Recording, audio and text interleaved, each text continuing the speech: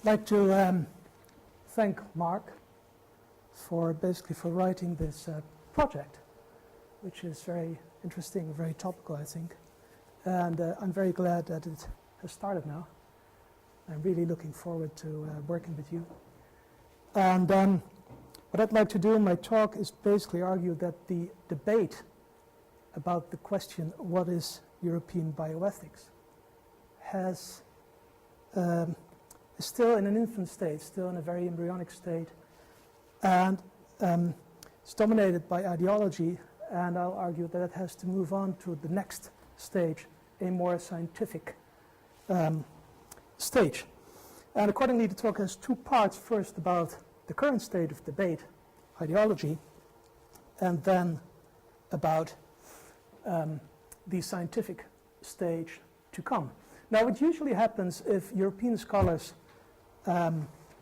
analyze European bioethics is that they start with American bioethics. And always the Georgetown mantra pops up. It's never Thomasma and Pellegrino and their virtue ethics. It is never Toulmin and Johnson and casuistry. Sometimes it's Tris Engelhardt, but most of the times it is the mantra. And of course what happens then is that we start to criticize the mantra. The principles are too American, autonomy, non-maleficence are too dominant, there are too many principles or too little principles, and so on. So if we're done with that, we present European principles or European values that are presented as clearly superior to the American ones.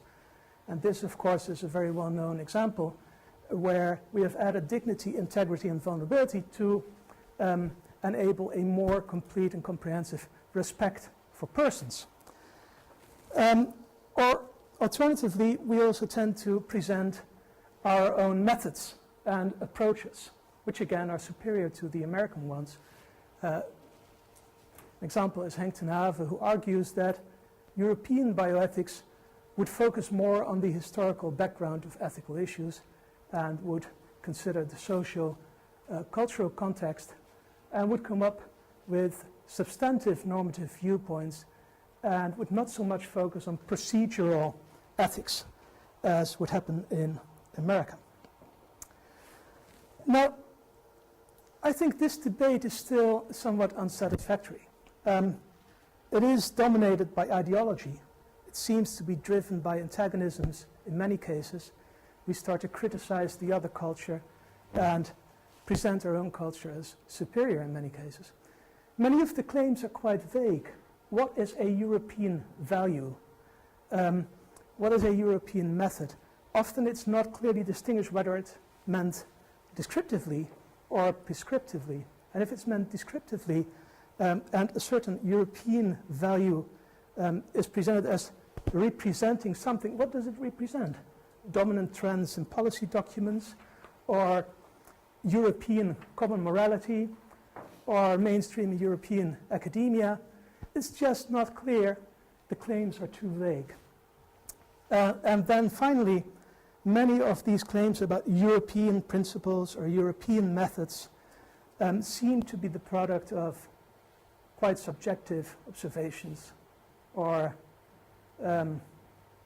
just wishful thinking, but rarely are they based on scientific research. Now, how could you give a characteristic of European bioethics based on research? Clearly, you need a definition of bioethics. This is just one proposal, a working definition. Bioethics is the branch of science dealing with moral issues in life sciences and healthcare. But you could pick another definition as well, as long as it's reasonably clear what we're talking about. And then it's important, I think, to distinguish at least two senses of the word bioethics. It can be understood as a practice, departments, centers, professional organizations, journals, meetings, and so on, or as a set of writings, books, papers, articles, blogs, and so forth. Now, what would be the purpose of defining European bioethics? I'm quite modest with my definition. My only purposes are, I'd like to be able to identify the subject matter, European bioethics. And I'd like to demarcate it from African bioethics, and American bioethics, Asian bioethics, and so on. Now, with this modest purpose in mind, I'd like to present these two definitions. So European bioethics understood as a practice is that practice dealing with moral issues in life science and healthcare in Europe. So geography is the decisive factor here. European bioethics understood as a set of writings is that set of writings about moral issues in life sciences and healthcare written by Europeans. Nationality is the decisive factor. Now this sounds quite banal because the definitions do not really inform us about the essence or the core or the characteristics of European bioethics. But remember, my only purpose is identification and demarcation. You can just come up with a list of countries making up Europe, European Union or the Council of Europe, or any other list that might be interesting. And now, I think that we can learn more about the characteristics of European bioethics by doing research. For example, we could use anthropology and historiography and sociology to get to know more about the origin and the historical development of European bioethics. We want to know more about institutionalization, professional organizations and journals, academic background of the practitioners, educational programs, and so on. And then we can start to compare this with American bioethics or with Asian bioethics. And we have sciences for this. This is just empirical research. The same goes for European bioethics understood as a set of writings. We could use literature research, literature reviews, text analyses to get to know more about the traditions that are being referred to in European bioethics writings. What kind of values and principles are actually being proposed? What kind of methods are used? You can do citation analysis.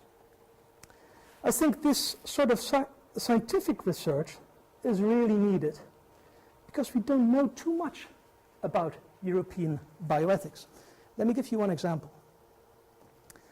For years, the accepted wisdom about the origin of bioethics was Warren Reich's thesis about the American biolocated birth of bioethics in 1970, 1971.